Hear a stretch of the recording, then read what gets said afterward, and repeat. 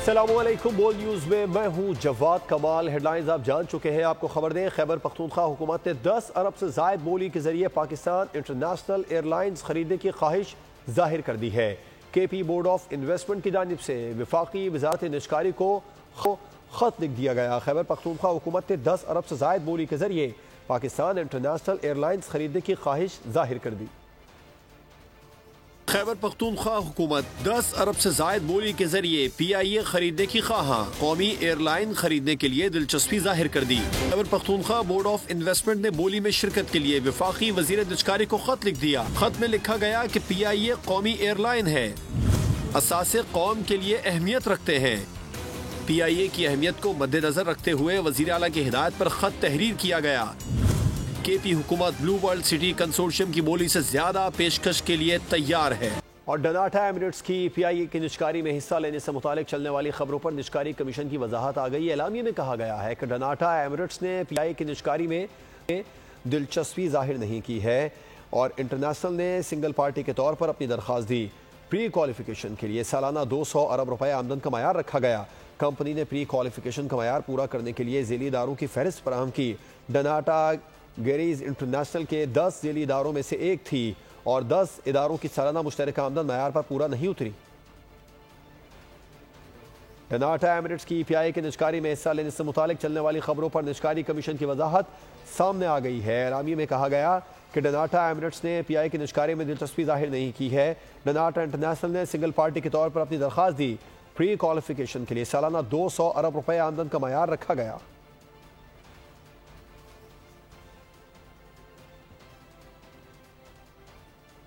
वज़ीर आज़म शहबाज शरीफ सऊदी अरब और कतर का कामयाब दौरा करके वतन वापस पहुँच गए। दौरे के दौरान वज़ीर आज़म पाकिस्तान ने कतर की मारूफ कारोबारी शख्सियात से मुलाकातें भी की। वज़ीर आज़म ने तवानाई, इंफ्रास्ट्रक्चर और दीगर अहम इक़्तिसादी प्रोजेक्ट के शोबों में सरमायाकारी के लिए पाकिस्तान को बेहतरीन मार्केट करार दिया। वफाकी वज़ीर इत्तलात अता तारड़ बोले, सऊदी अरब में होने वाली मुलाकातें तामीरी और नतीजा खेज रहीं। कतर पाकिस्तान में $3 अरब की सरमायाकारी करेगा। सऊदी अरब के बाद दौरा कतर भी कामयाब, तिजारत और सरमायाकारी के नए दौर का आगाज। वजीर आज़म पाकिस्तान खलीजी ममालिक का कामयाब दौरा करके वतन वापस पहुँच गए। दौरा सऊदी अरब के दौरान सऊदी वजीर ने पाकिस्तान में मजीद $60 करोड़ सरमायाकारी का ऐलान किया। वजीर आज़म ने माली मामलात में पाकिस्तान के साथ ताउन पर सऊदी वली अहद का शुक्रिया अदा किया। वजीर आज़म इसके बाद कतर गए, जहाँ अमीर कतर शेख तमीम बिन हम्द अल सानी से मुलाकात हुई। मुलाकात में दो तरफा ताल्लुकात, तिजारत, सरमायाकारी, तवानाई, सकाफत में ताउन बढ़ाने के लिए नए मुमकिन ताउन पर गौर हुआ। दोहा में वजीर आज़म ने कतरी बिजनेसमैन एसोसिएशन के वफ़द से मुलाकात भी की। शहबाज शरीफ ने अमीर कतर के हमराह कतर म्यूजियम में मंजर आर्ट गैलरी का दौरा किया। वफाकी वजीर इत्तलात अता तारड़ ने न्यूज कॉन्फ्रेंस में वजीर आज़म के दौरा सऊदी अरब और कतर को कामयाब करार दे दिया। इस अज़म का दोबारा से अदा किया गया कि सऊदी अरब पाकिस्तान के ताल्लुकात को मज़ीद बढ़ाया जाएगा। अल्लाह ताला का शुक्र है कि उसके अंदर उन्होंने जो इन्वेस्टमेंट यहाँ पे कर रहे हैं वो $2.2 अरब से बढ़ाकर $2.8 अरब पर उसको ले गए हैं। उन्होंने कहा कि सऊदी अरब $2.8 अरब जबकि कतर पाकिस्तान में $3 अरब की सरमायाकारी करेगा। वफाकी काबीना की इख्तिसादी कमेटी ने पास्को ज़खायर से सूबों को गंदम की फराहमी की मंजूरी दे दी है। सदर वजीर आज़म के तैयारों की इंजन की ओरल हॉलिंग के लिए $1 अरब 80 करोड़ रुपए की तकनीकी ज़िंदगी ग्रांट भी मंजूर कर ली।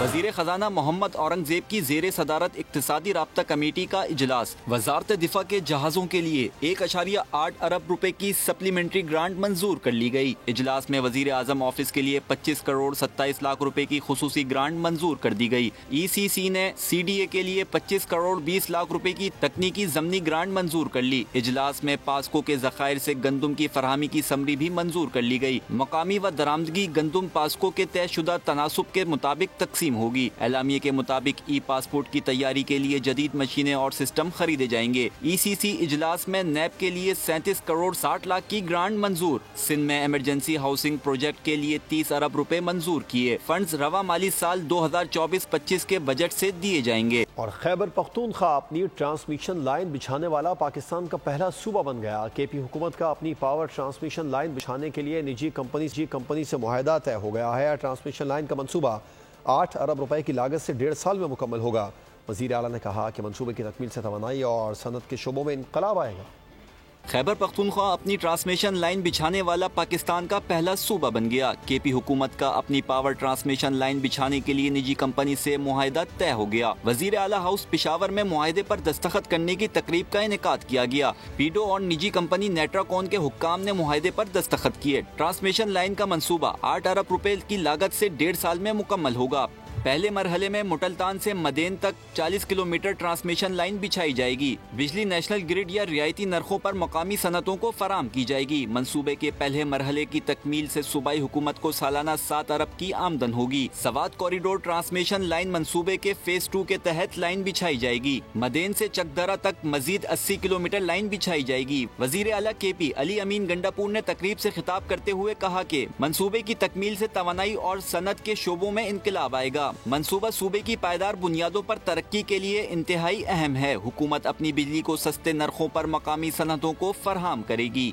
चीफ जस्टिस याहिया खान आफरीदी से इस्लामाबाद हाई कोर्ट के जजेस ने मुलाकात की है। ज़राए के मुताबिक इस्लामाबाद हाई कोर्ट के खत लिखने वाले 6 जजेस से चीफ जस्टिस याहिया खान आफरीदी ने मुलाकात की। चीफ जस्टिस याहिया खान आफरीदी ने हलफ लेने के बाद इस्लामाबाद हाई कोर्ट के जजेस को मुलाकात के लिए बुलाया था। तमाम जजेस से चीफ जस्टिस ने सुप्रीम कोर्ट में मुलाकात की।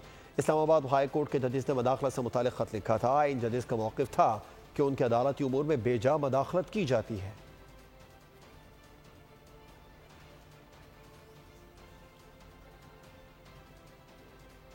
तहरीक इंसाफ और JUI रहनुमाओं के दरमियान अहम टेलीफोनिक राबिता हुआ है और मुतवक्के 27वीं आईनी तरमीम पर मुशावरत की गई। ज़राए के मुताबिक इंसदाद दहशतगर्दी एक्ट में तरमीम का मामला भी ज़ेर गौर आया।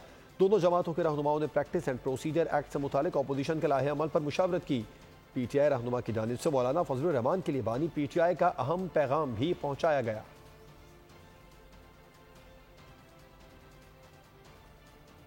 साबिक गवर्नर सिंध इमरान इस्माइल ने कराची की तबाही का जिम्मेदार पीपल्स पार्टी को करार दे दिया। 9 मई की एक बार फिर मजम्मत कर दी। मोदी उसके प्रोग्राम तब्दीली में गुफ्तगू करते हुए इमरान इस्माइल ने अली अमीन को पार्टी के साथ मुखलिस करार दिया। बोले, हैरान हूँ बैरिस्टर गौहर पार्टी के चेयरमैन बने। इदारों को बुरा भला कहने की जरूरत नहीं थी। जब तक एक सफ़हे पर थे कामयाब थे। कराची शुरू की MQM ने और उसके बाद उसका बेड़ा उठाया पीपल्स पार्टी ने। प्राइमरीली पीपल्स पार्टी बिकॉज 17 साल से सूबे में उनकी हुकूमत है। उन्होंने बिल्कुल तवज्जो नहीं दी। हैवीली कंडेम करता हूँ इस किस्म की एक्टिविटीज़ को। This is beyond political movement. Chairman PTI, हाँ सर, वो भी वैसे कमाल है। इधर से आया इधर चेयरमैन बन गया। PTI में और बड़े लोग मौजूद थे जिनको ये कमान दी जा सकती थी। डी चौक पर इंतशार फैलाने वालों पर वज़ीर आला KP मेहरबान। सरकारी एहलकारों की वज़ीर आला हाउस आमद। वज़ीर आला अली अमीन गंडापुर ने इस्तेमाल करके एहलकारों के लिए 1 स्टेप प्रमोशन का ऐलान कर दिया। सेनेटर तलाल चौधरी का वफाकी हुकूमत से मामले को संजीदा लेने का मुतालबा। कहा, सूबे में मौजूद वफाकी नुमाइंदों को इन तरक्कियों पर किरदार अदा करना चाहिए।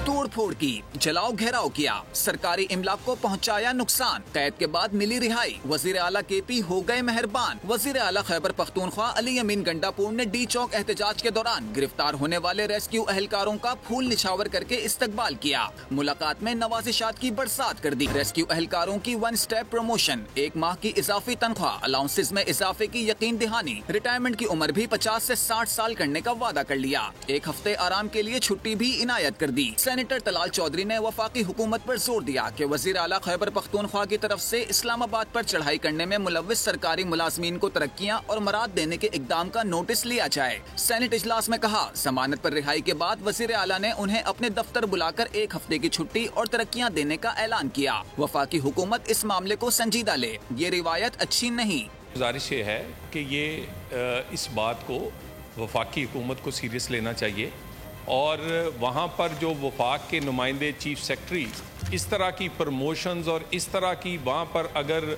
आप ये चीज़ें प्रमोट करेंगे तो कल कोई भी सूबा आप पर अपने वसाइल से वो आप पर वफाक पर हमलावर हो सकता है।